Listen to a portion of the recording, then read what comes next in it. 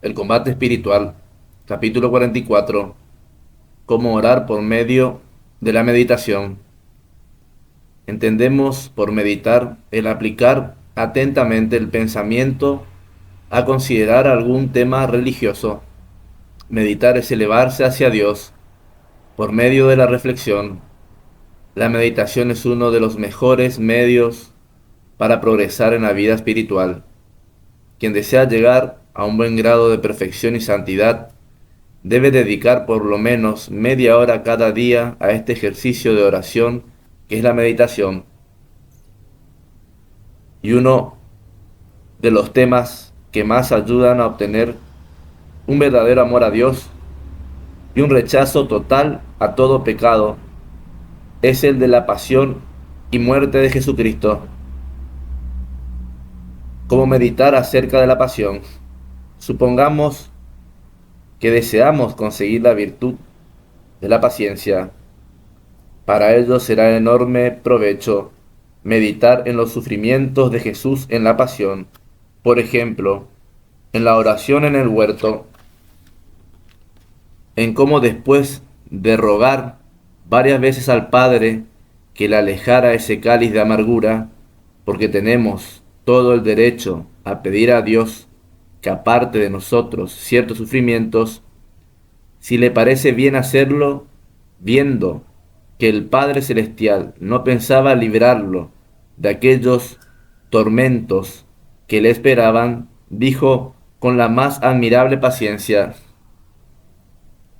Padre, si no es posible que se aleje de mí este cáliz, que no se haga como yo quiero, sino como quieres tú, que se haga tu santa voluntad. Repito, Padre, si no es posible que se aleje de mí este cáliz, que no se haga como yo quiero, sino como quieres tú, que se haga tu santa voluntad. Jamás en la historia se había visto una agonía tan espantosa como la de Jesús aquella noche, que incluso le hizo sudar gotas de sangre, pero tampoco nunca se había oído una oración que demostrara una paciencia tan admirable. Esto es lo que debemos repetir cuando nos lleguen las horas amargas de la vida. Padre, que se haga tu santa voluntad. Repito, esto es lo que debemos repetir cuando nos lleguen las horas amargas de la vida. Padre, que se haga tu santa voluntad. Y como premio a su admirable resignación, recibió Jesús la visita de un ángel que lo consoló y ya no volvió a tener en toda su admirable pasión y muerte ningún momento de desaliento. Es que el Señor da el dolor, pero también da el valor si recurrimos a su bondad. Y en la flagelación podemos meditar cuán agudos y atroces debieron de ser aquellos dolores cuando su cuerpo fue literalmente destrozado a latigazos, no quedando rincón sin heridas desde la cabeza hasta los pies.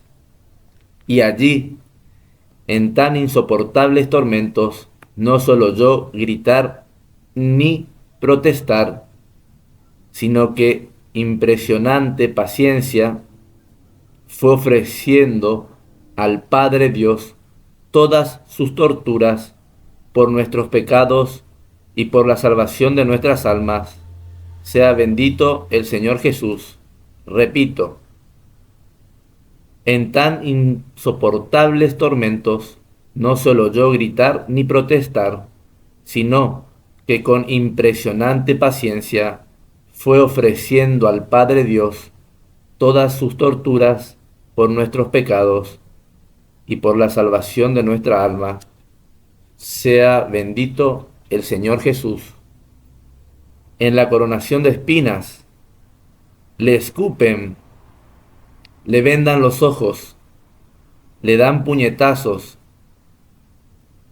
le visten con un manto de burlas, le colocan una caña como bastón de mando y le clavan en la cabeza unas muy punzantes y desgarradoras espinas.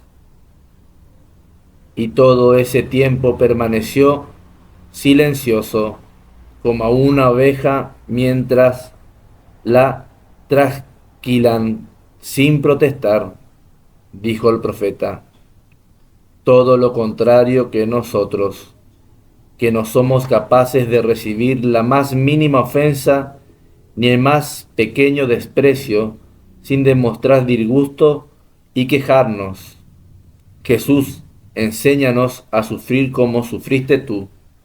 Jesús, enséñanos a sufrir como sufriste tú. El juicio de Pilatos, absolutamente injusto, sin una sola prueba en su contra. El mismo juez declaró que Jesús era justo y que no encontraba en él ninguna falta, y sin embargo lo condenó a muerte por temor a perder su posición. Cuánta mansedumbre demostró Jesús durante ese juicio y qué gran paciencia, qué lección formidable para nosotros. La subida al Calvario. El profeta había dicho que le llevarían como un cordero al matadero, sin oponer ninguna resistencia. El santo por los pecadores, el justo por los injustos. Ah, cómo nos enseña Jesús a aceptar la cruz de nuestros sufrimientos cotidianos y llevarla con paciencia por nuestros propios pecados y por la conversión de los pecadores. Y su agonía en la cruz. Meditemos cómo rechazó el vino mezclado con hiel porque le podía adormecer, anestesiar, y él quería sufrir con plena conciencia todos los tormentos para salvar nuestras almas. Pensemos que en aquellas horas el tiempo en que no estaba en santo silencio lo pasaba rezando, para enseñarnos a sufrir rezando, y rogaba por los que no deseaban que los perdonara, y para ellos pedía perdón y los excusaba porque no sabían lo que hacían. Qué posición tan dolorosa en esas 3 horas que le debieron de parecer siglos. Si se apoyaba en los pies sentía agudísimos dolores. Si se colgaba de las manos se les desgarraban a causa de los clavos. Si miraba al frente veía a sus enemigos insultándole. Si giraba hacia la derecha, contemplaba a su Madre Santísima agonizando de angustia y de amor por él. Si volvía la vista a la izquierda, veía al mal ladrón burlándose de él. Si miraba hacia el cielo, también el Padre Celestial se había ocultado y le dejaba sufrir el peor martirio que pueda padecer un ser humano, el verse abandonado por Dios. Y gritó conmovido: Dios mío, ¿por qué me has abandonado? La sed le atormentaba enormemente a causa de tanta sangre como había derramado y tuvo que exclamar: tengo sed. Y le dieron de beber vinagre y lo tomó, y con su paciencia admirable abrió para nosotros las puertas del paraíso eterno. Bendito seas por siempre, Señor. ¿Quién por quién? Mientras vamos meditando en estos temas tan importantes, hagamos la pregunta que se hacía Santo Tomás de Aquino: ¿quién sufrió? ¿Cómo sufrió? ¿Por quiénes sufrió?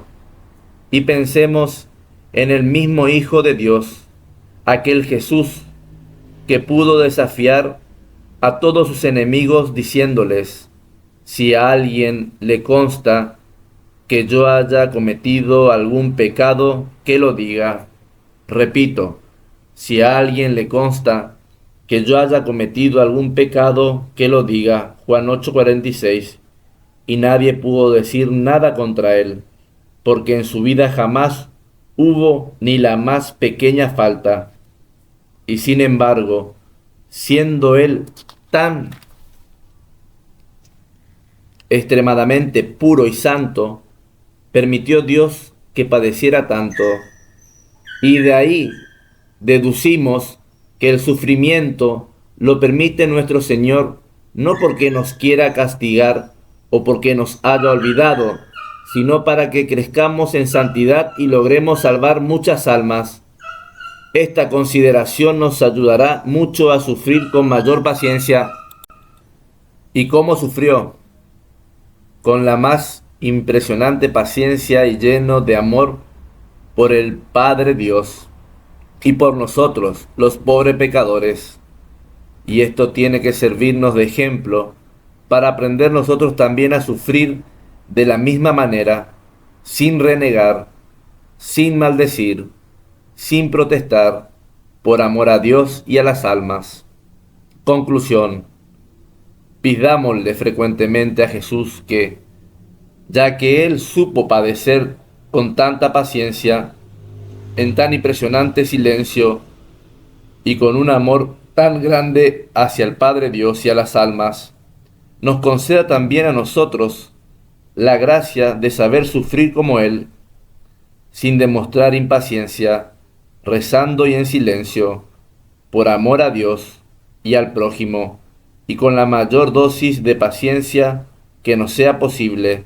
Si le pedimos muchas veces esta gracia, nos la va a conceder en cantidad admirable. Propósito: tomemos la resolución de pedir con frecuencia la virtud de la paciencia, porque la necesitamos todos los días, y si no la pedimos, no la tendremos. Demos gracias al Padre Celestial por habernos dado a su amadísimo Hijo tan sublimes ejemplos de la más santa paciencia, y contemplemos de vez en cuando el crucifijo y repitamos lo que decía San Bernardo: sería una verdadera vergüenza que, guiados por el jefe, que aún coronado de espinas, azotado, escupido, insultado y clavado en una cruz, se mantiene silencioso y lleno de paciencia, nosotros viviéramos disgustados por tener que padecer algunos pequeños contratiempos.